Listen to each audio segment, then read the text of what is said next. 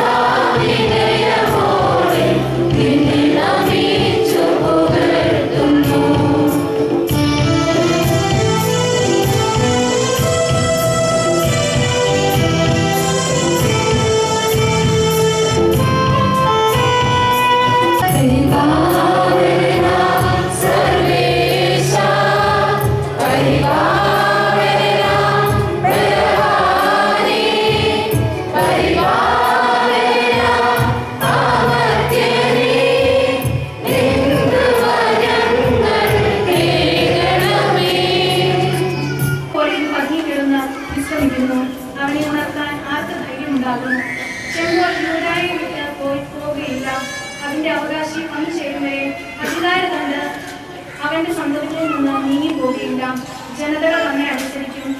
അവൻ തന്റെ കഴുതയെ മുന്തിരിവള്ളിയിലും കഴുതക്കുട്ടിയെ ഇഷ്ടമായ മുന്തിരിച്ചെടിയിലും കെട്ടിയിടും. തന്റെ ഉടുപ്പ് വീഞ്ഞിനും നേരിയ മുന്തിരിച്ചാറിലും കഴുകും.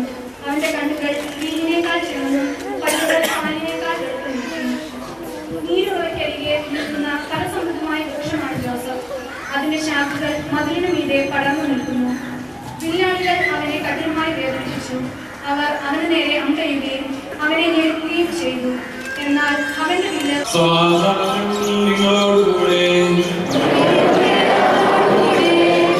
വിശുദ്ധമായ നമ്മുടെ കർത്താവ് ഈശോമിശിഹായുടെ പരിശുദ്ധ സുവിശേഷം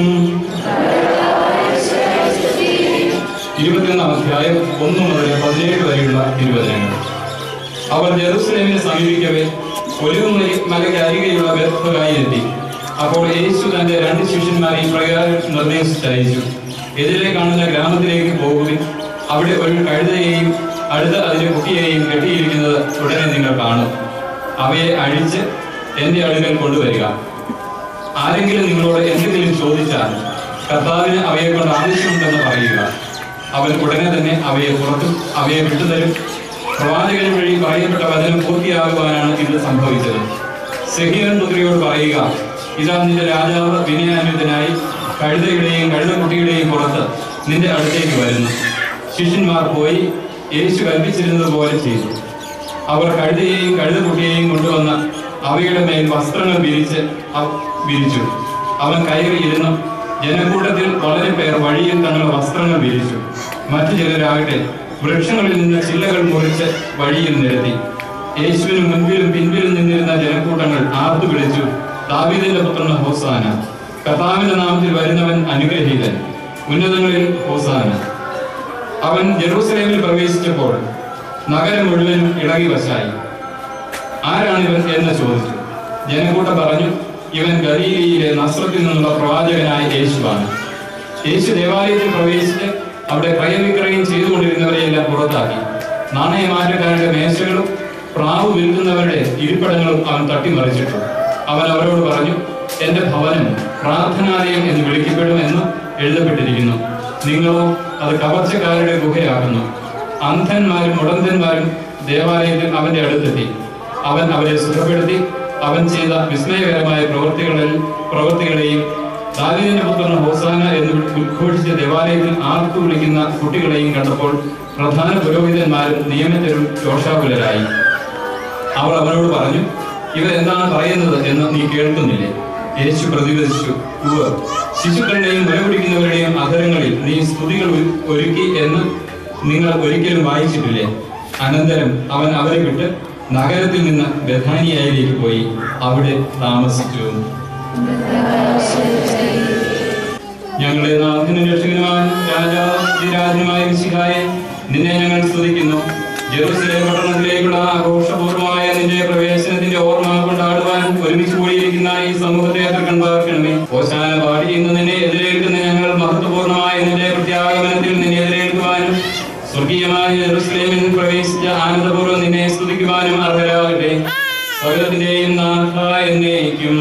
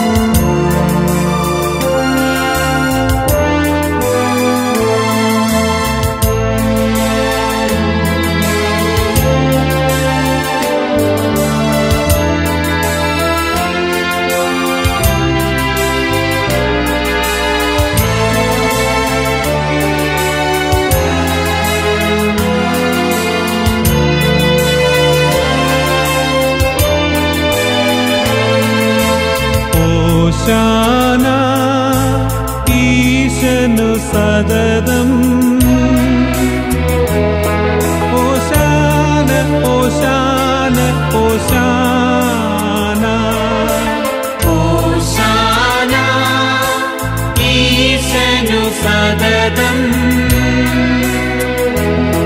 ഹോശാന ഹോശാന ഹോശാന.